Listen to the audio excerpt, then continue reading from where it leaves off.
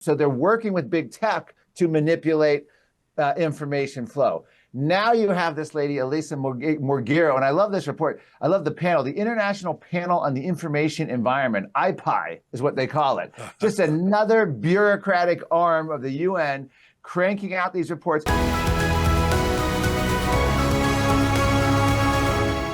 UN expert. Oh, you know it's going to be good. UN expert urges criminalizing fossil fuel disinformation, banning lobbying. Rapporteur calls for defossilization of economies and urgent reparations to avert catastrophic rights and climate harms. Isn't that something? Let me just read to you the first sentence and then we'll go to Marc Morano of Climate Depot. A leading UN expert is calling for criminal penalties against those peddling disinformation about the climate crisis and a total ban on fossil fuel industry lobbying and advertising as part of a radical shakeup to safeguard human rights and curtail planetary catastrophe. Hey, folks, to safeguard your human rights, we need to take away your human rights. Okay, give me one more sentence and then we'll go to Mark. Elisa Morgero, who sounds like a very pleasant person, the UN Special Rapporteur on Human Rights and Climate Change, who presents her damning new report to the General Assembly in Geneva on Monday, argues that the US, UK, Canada, Australia, and other wealthy fossil fuel nations are legally obliged under international law to fully phase out oil, gas, and coal by 2030 and compensate communities for harms caused. Gee, I didn't see that coming. Well, you know, I really do want to read you the whole thing because each line is crazier than the next, but I want to bring in the man who brought this to my attention. He's our friend. He's the boss of ClimateDepot.com. By the way, ClimateDepot.com, I think it's fair to say, is the most up-to-date, most comprehensive website for any of these climate battles. And Mark has been doing this for more than 20 years. I really think he is the #1 expert in the United States. And I'm always grateful when he finds time to join us. So joining us now via Skype is our buddy, Marc Morano. Mark, this gets crazier and crazier. Of course they want cash. But I think the funniest part is that to save human rights, they've got to end our free speech. Yes. And if you remember the background to this, well, first of all, decades of background. You had the corporate media colluding with the United Nations, with the climate activists, with academia. You're comparing anyone who dissents, they called them climate deniers. They compared them to Holocaust deniers. In my book, Politically Incorrect Guide to Climate Change, I had a whole chapter, a section on all of the dozens of examples of mainstream reporters from the Boston Globe to CBS News on down the line comparing climate skeptics to Holocaust deniers. So they first wanted to intimidate you into silence.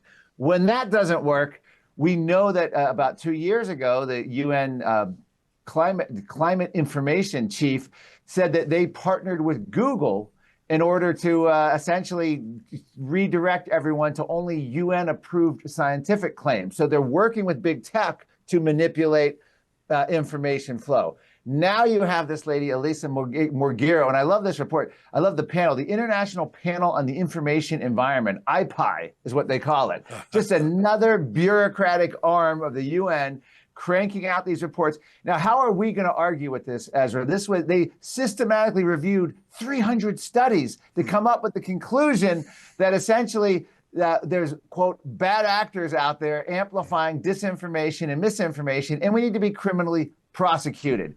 It's interesting because they actually quote a University of Copenhagen professor, a guy named Klaus Jensen, who says misinformation is a major problem. He led this IPI report, the UN bureaucracy. I just wanted to read you the quote because it's so profound. They always tell you what they're doing. If we don't have the right information available, how are we going to vote for the right causes in politicians? And how are politicians going to translate the claims and evidence made by the UN into necessary action? Unfortunately, the bad actors are still very active, and they probably have the upper hand now. Now, you and I are considered the bad actors. They're literally saying we can't allow free speech because people might vote the wrong way. That is officially sanctioned, stamped, information and messaging coming from the United Nations. I absolutely believe it. And just before we turn on the cameras, we were having some banter, and you reminded me that this is similar to the censorship guidelines brought in during the COVID crisis. Yes. We can't let you hear from alternative views. And by the way, the number one person that they wanted to censor back then was Robert F. Kennedy Jr., who is now Yes. the head of healthcare in the Trump administration. So it's very political what's going on here. And you know the old saying, let truth and falsehood grapple. You know, I mean, truth wins. Sometimes it takes a while for truth to win. Sometimes it's still lacing up its boots by the time the lie has run around the world. But Yeah. in the long term, the answer to bad facts is good facts. And who are these folks to censor us anyways? What's incredible is they're basically saying, we want to win the argument and we want to stop the other side from even being allowed to argue. That's Yes. really, they're confessing that the only way they can win is if the other guys are silenced. Yes, and that has been going on in the climate. It's funny you mentioned the COVID, and we were talking about it, because everything I learned in the COVID debate, I'd already learned in the climate debate Right. decades earlier. It was the same exact template. And this goes back, you know, you could say Al Gore's movie really was when they started cracking down, but it really didn't happen until Donald Trump was the Republican nominee in 2016, because the media said we can never allow a populist movement like Donald Trump to ever gain power again. We've got to squelch it. And that's when everything, all the controls came down, not only the mainstream media, but all the social media. That's when we had the deep state and the national security and intel agencies embedded in things like Twitter. And we found this out from the Twitter files and Facebook, how they were told they had to come in. It's the same template, but what we're talking about today, and it's fascinating to see how open and honest the UN is, saying this is what we need to do, this is what we are doing, this is what our report showed. We need to start censoring the bad actors and misinformation. Otherwise, people won't vote. Why are they saying all this? Because the COP30 UN summit is coming up, and it's perhaps the most unanticipated, dreaded UN summit by climate activists in the history of climate summits, because as of right now, not even 24 countries out of over 200 have even made pledges, let alone kept pledges in line with the UN Paris Climate Agreement net zero goals. Wow. So they're watching the entire collapse of their movement, and they're freaking out. They're watching the election results in Canada. I'm sorry, not Canada, but Germany, throughout Europe, the EU. They're even watching Canada with Mark Carney. Even though he didn't repeal the carbon tax, he zeroed it down under, I guess, political pressure. I'm not a Canadian, but I don't know the detail ins and outs of that. But even that was somewhat significant. And so the UN is looking at this. They're watching Bolsonaro. I'm sorry, not Bolsonaro, but Milei in Argentina pulled the whole delegation from COP29. France didn't even send their environmental team to it. They've said oil was a gift from God. This is the first time in my lifetime, Ezra, that there's been no official U.S. delegation to COP30 in Belém, Brazil this November. I'm thinking of appointing myself, by the way, the unofficial U.S. ambassador. If I can get away with it, maybe I'll get special access and they'll let me have a speech or something. I don't know. Isn't that amazing? Hey, I just want to read one more line from this story, and thank you for bringing it to our attention. And then it rang a bell in my mind, and I want to read something to you that I think might come as a surprise to you, because I barely noticed it, and shame on me for missing it, but your story brought it back to mind. Let me quote just one more line from this Guardian story, and then let me pivot a bit. Sure. So this is one of the things that this UN expert wants to do. According to the Guardian, states must ban fossil fuel ads and lobbying, criminalize greenwashing, misinformation and misrepresentation by the fossil fuel industry, media, and advertising firms, and enforce harsh penalties for attacks on climate advocates who are facing a rise in malicious lawsuits, online harassment, and physical violence. Now, of course, we're against physical violence, including that practiced by Greenpeace. That's sort of, I've never seen any anti-Greenpeace violence. I've seen a lot of Greenpeace violence, including from Stephen Guilbeault in Carney's cabinet. But basically, they're saying you're not allowed to criticize, you're not allowed to criticize climate, and you're not allowed to even advocate for yourself. And this would limit, for example, in Canada, there's some fuels that they say are cleaner, and we have this much ethanol, or we have this much octane. Like, there are some fuels that are cleaner by certain definitions. You're not allowed to say that. And here's the shock, Mark. And here's when I saw this story, I thought, hang on, that happened in Canada. Let me pull up a video clip. Here is a short speech, a statement rather, by one of the most radical MPs in Canada. He's a socialist, Charlie Angus. Take a listen to this. This was when he was introducing what's called a private member's bill in Canada, Mark. Now, private member's bills are what they sound like. It's a backbench MP. He can write it, but it has very little chance of succeeding unless it's officially backed by the government. It's really more a press release than anything. But just watch for a minute, and then I'm going to tell you the shocking news. So this is Charlie Angus, a socialist MP. Take a look. Big oil has always relied on the big tobacco playbook of delay and disinformation. And so to tackle this immense threat to human health, we need to use many of the strategies that finally took down big tobacco. In 1997, the Canadian Parliament banned advertising from big tobacco because of the clear threat to human health. This is why I'm so proud to stand here today with representatives of Canada's medical community to state that the time has come to ban all oil and gas advertising. The big tobacco moment has finally arrived for big oil. Bill C-372 will, quote, provide a legislative response to a national public health and environmental problem of substantial and pressing concerns. The bill will make it illegal for big oil and gas lobby and the gas lobby or their front groups or paid influencers to falsely promote the burning of fossil fuels as a benefit to the public. The legislation will make it illegal to falsely claim that the use of one fossil fuel product is somehow better than another fossil fuel product in improving the environment. To claim that there are clean fossil fuels is like saying there are safe cigarettes. We know that is simply not true. So that bill did not move forward. That was not passed into law. I just can't believe he would say, that fossil fuels do not benefit human society. That'll be banned.